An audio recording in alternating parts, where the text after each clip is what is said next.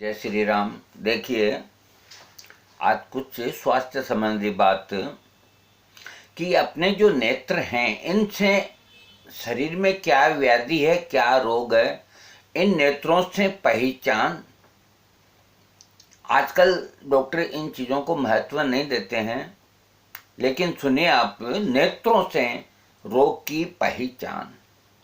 जिस रोगी के नेत्र काले और कुछ ललाई लिए हों तो तथा भीतर से कुछ जल की झलक मारते हों तो वह पागल के समान देखता हो तो उस पर वात का अधिक वेग जानना चाहिए। अर्थात वात वाले के ऐसे नेत्र होते हैं। इसको दोबारा समझ लीजिए कि जिसके आंखों में काले और कुछ ललाई लिए हुए हों और भीतर से थोड़ा पानी छलकता हो और पागल के समान दिखता हो, तो यूं समझिए कि उसके शरीर में वात रोग, यानी कि उसके शरीर में कहीं भी हाथों में, पैरों में, पीठ में, उसके शरीर में दर्द है।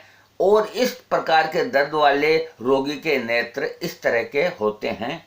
नंबर 2, जिस रोगी के नेत्र हल्दी के समान पीले, लाल तथा हरे हों तथा दीपक को न देख सकता हो और जलते हों तो पित्त का अधिक वेग जानना चाहिए। यानी कि जिसके आंखों का रंग हल्दी के समान हो, लाल हो, हरा हो और दीपक को नहीं देख सकता हो और आंखों में जलन हो, तो यूं समझिए वो पित्त का रोगी, यानी कि एसिडिटी, इस तरह की शरीर में जलन होना, ये इस तरह की उसको शरीर में व्याधा होती है।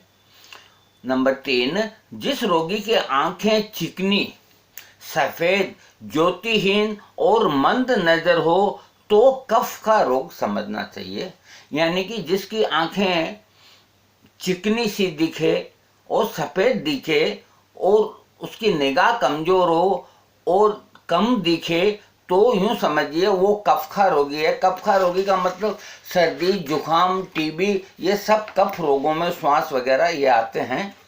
सुनिए आप, नंबर 4 है, जिस रोगी को तीनों दोष शरीर के अंदर हो, यानी कि वात का, कफ का और पित्त का, यानी कि कोई भी तरह की बीमारी हो सकती है, जो जिसके शरीर में तीनों ही दोष हैं, तो उसके नेत्र भीतर घुस जाते हैं। ये एक ध्यान में देने की बात है। देखिए, विज्ञान इन यहाँ तक पहुँचने में अभी विज्ञान को बहुत समय लगेगा, बहुत समय लगेगा, और पकड़ने वाले पकड़ लेते हैं। सुनिए आप इसको ध्यान से, जिस रोगी के अंदर शरीर में तीनों दोष हैं, वात, कफ और पित्त, तो उसकी आंखें भीतर घुस जाती है, उनमें पानी बहने लगता है तथा तंद्रा और मोह से व्याकुल, काले, फटे से, रूखे से, भयानक तथा लाल रंग के आंखों का रंग होता है। सन्निपात में तीनों दोषों के लक्षण नेत्रों में होते हैं। सन्निपात नाम की जो बीमारी होती है उसमें तीनों दोष होते हैं, तो उसमें भी नेत्रों का रंग इस तरह का होता है। ये हुई नेत्रों से, यानी कि आंखों से रोग की पहचान। और हम अब आपको अपने ये जीभ है, इसको संस्कृत में जीवा बोलते हैं, जीभ से रोगों की पहचान। सुनिए आप, देखिए, हम बार बार नहीं बोलेंगे, ये सुनहरा अवसर हाथ से न जाने दीजिए। जिस रोगी की जीभ नीली, कुछ हरेपन को लिए हुए तथा खरखरी और रूखी हो तो वात का रोगी जानना चाहिए। यानी कि जिस रोगी की जीभ पीली हो और कुछ हरापन लिए हुए हो और खरखरी हो और सूखी सीख हो, तो समझिए वो वात का रोगी है। यानी कि उसके शरीर में कहीं भी तकलीफ है, चाहे जॉइंट पेन हो, चाहे पीठ में दर्द हो, कुछ भी हो, वात का रोगी। हाँ, जिस रोगी की जीभ लाल या कुछ कालापन लिए हुए लाल हो तो पित्त का प्रकोप जानना चाहिए। यानी कि जिसकी जीभ लाल हो और कुछ कालापन भी हो, तो यूं समझिए उसको एसिडिटी, पित्त संबंधी कोई रोग है। और जिस रोगी की जीभ चिकनी, गीली और सफेद जीभ हो तो उसको कफ का विकार समझना चाहिए। यानी कि जिसकी जीभ चिकनी होती है, गीली होती है और सफ़ेद होती है, तो समझिए उसको कफ संबंधी रोगों में ये एलर्जी भी आ गई, जुकाम भी आ गया, टीबी भी आ गई, श्वास भी आ गया, तमाम चीज़ें आ गई जो कफ निकलता है शरीर से, आप समझते हैं, तो समझिए ये तकलीफ है। और यदि दो लक्षण मिलें तो दो दोष युक्त जानना चाहिए। देखिए, इसको ध्यान से सुनिए, यदि दो लक्षण मिलें तो दो दोष जानना चाहिए। जिस रोगी की जीभ चारों ओर से जली हुई सी तथा काली और टेढ़ी पड़ गई हो तो त्रिदोष का कोप जानना चाहिए।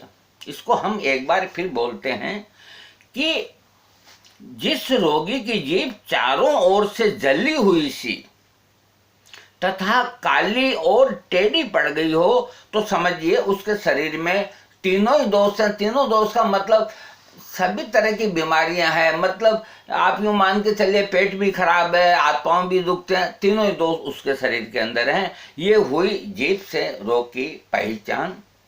और अब हम आपको बताते हैं मुंह से, ये अपना जो मुंह है, इससे रोग की पहचान। मुंह अगर अस्पष्ट और टेढ़ा हो तो वात का प्रकोप जानना चाहिए। यदि किसी का मुंह इस तरह से टेढ़ा रहे तो समझिए उसके शरीर में वात है। जैसे पैरालिसिस वाले का इस तरह मुंह हो जाता है, किसी के शरीर में दर्द होता है तो अकड़न से इस तरह का मुंह हो जाता है, तो वो वात का रोगी होता है। और जिसका मुंह लाल, पीला और तांबे के जैसा हो तो समझिए कि पित्त का रोगी है, यानी कि एसिडिटी वगैरह उसके शरीर में है। और जिसका मुंह भारी, चिकना और सूजन हो, यानी कि जिसके चेहरे पे, मुंह पे भारी हो और चिकना सा दिखे और स्वेलिंग हो, तो उसे कफ का प्रकोप जानना चाहिए, उसे कफ संबंधी कोई बीमारी है। दो दोषों के कोप से, जो त्रिदोषों के कोप से तीनों दोषों के लक्षण होते हैं। हाँ, अब देखिए, हम आपको अद्भुत अद्भुत ही बातें बताएंगे, क्योंकि और बातें तो आपको सब याद है। शब्द से रोग की पहचान आपने कभी न सुना होगा। शब्द जो मैं बोल रहा हूं, वॉइस, आवाज हर किसी मनुष्य की, चाहे संसार में वो कोई भी क्यों न हो, शब्द से रोग की पहचान, आवाज से। इसको सुनिए, कफ वाले रोगी का शब्द भारी होता है। कफ वाले रोगी का शब्द भारी होता है। तो भारी का मतलब मैं आपको बोल के बताता हूँ। हाँ ठीक है, हाँ ठीक है, ये भारी हुआ। और हाँ ठीक है, हाँ ठीक है, ये नहीं। तो कफ वाले रोगी का स्वर भारी होता है। देखिए, हंसी नहीं, कुछ हमारी हंसी मजाक करने की आदत है। हाँ, और जो पित्त वाला रोगी होता है, एसिडिटी वाला, जिसको शरीर में कहीं जलन, डकारें आना और इस प्रकार का, तो वो आदमी जिसको एसिडिटी, पित्त का रोगी होता है, वो बिल्कुल क्लियर बोलता है, साफ बोलता है। और जिसके शरीर में तीनों दोष हों, वात, कफ और पित्त, तो उसकी आवाज के अंदर घर घर का शब्द आता है। यानी कि उसकी आवाज आप यूं समझिए घर घर का। मैं आपको अब ये भी समझा देता हूँ, जब लगाऊं समझाने, जैसे हाँ, इस तरह, मतलब घर घर की आवाज, मतलब क्लियर, कुछ से पल्ले नहीं पड़ता। तो यूं समझिए उसके शरीर में तीनों दोष हैं। तो ये हुई शब्द से रोग की पहचान। और अब हम आपको बताते हैं स्पर्श से रोग की पहचान, यानी कि छूना। स्पर्श का मतलब है छूना। पित्त रोगी का बदन गर्म होता है। जिसके शरीर को ऐसे छूते हैं और अपने को लगे कि वो गर्म है, तो समझिए वो पित्त का रोगी है। और जिसके शरीर में दर्द होता है, उसका शरीर ठंडा होता है। और कफ के रोगी का शरीर चिकना और पानी से भिगा हुआ सा होता है। ये शरीर को टच करने से ये एहसास होता है, तो समझिए ये रोग हैं। आगे सुनिए आप। इसके अलावा देखिए, हम आपको ये चीज बताते हैं। देखिए, हम सबसे पहले आपसे गुजारिश करते हैं कि आप हमें क्षमा करेंगे और जो चीज हम बता रहे हैं उनके अंदर गहराई से नहीं जाएंगे, क्योंकि आजकल विज्ञान बहुत डेवलप हो गया है। जिस चीज को हम बताना नहीं चाहते हैं वो आपको हम बताते हैं, एक महज इसीलिए कि आपका अनुभव बढ़े, और न उस पर गौर करना है न उसके ऊपर विचार करना है। रोगी के मौत की पहचान, देखिए विज्ञान बहुत तरक्की कर गया है, इसके ऊपर गहराई से नहीं जाएंगे आप। लेकिन जो हमारे पास बुक्स हैं और उन्होंने जिन्होंने ये लिखी है सर्च करके लिखी है, कोई गलत चीज नहीं है, सुने आप इसको। हाँ, तो रोगी के मौत की पहचान, जिस रोगी को रात में जलन हो और दिन में ठंड लगती हो और कंठ में कफ बोलता हो, तो ये लिखते हैं कि वो रोगी मृत्यु को प्राप्त होगा। जिस रोगी के नेत्र, देह और मुख का वर्ण बदल जावे वह रोगी अवश्य मरेगा। यानी कि जिसके आंख का और शरीर का और मुंह का ये रंग अगर बदल जाता है तो ये लिखते हैं कि उसकी मृत्यु हो सकती है। और जिस रोगी की नाक की नोक ठंडी हो, ये नाक की जो नोक है ये ठंडी हो और शरीर में दर्द चले, तो ये लिखता है कि वो रोगी निश्चय मरेगा।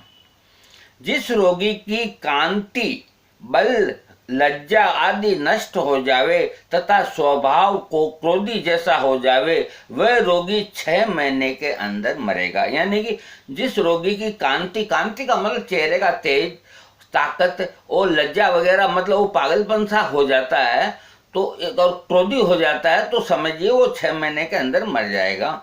जिस रोगी को पसीना बिल्कुल कभी न निकले और कामदेव से हीन हो जाए तो वो 3 महीने में मौत को प्राप्त होगा। जिस रोगी को पानी में सूर्य का प्रतिबिंब कटा हुआ, सुनिए आप इसको, जिस रोगी को पानी में सूर्य का प्रतिबिंब यानी कि सूर्य की छाया कटा हुआ दक्षिण में, पश्चिम में, उत्तर में, पूर्व में दिखे तो 6, 3, 2 और 1 महीने में उसकी मृत्यु होगी। और सूर्य चंद्रमा का धुएं का सा रंग यदि दिखाई दे तो 10 दिन में मृत्यु होगी।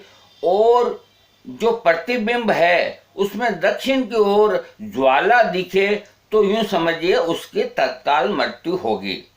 जिस मनुष्य की नेत्र ज्योति न रहे और दोनों नेत्रों में पीड़ा हो तो वो 4 मास में मर जाएगा। जिस रोगी के दांत और अंडकोश दबाने से कुछ भी पीड़ा न हो तो वो 3रे महीने में मर जाएगा। जिस रोगी का हमेशा सूर्य स्वर चले और चंद्र स्वर न चले तो उसकी मृत्यु 15 दिन में होगी। जिस रोगी का मल मूत्र और अधोवायु एक साथ ही निकले वह 10 दिन में अवश्य मौत के घाट उतरेगा।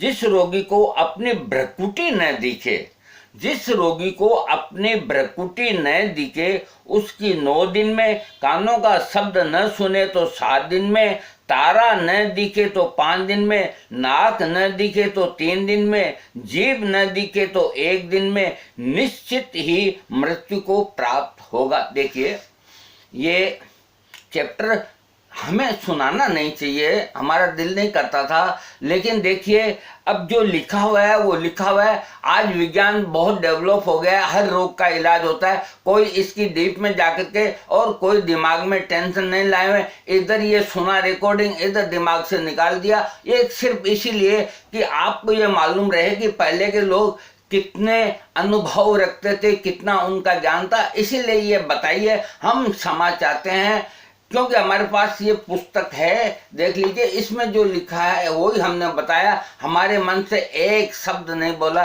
जय श्री राम।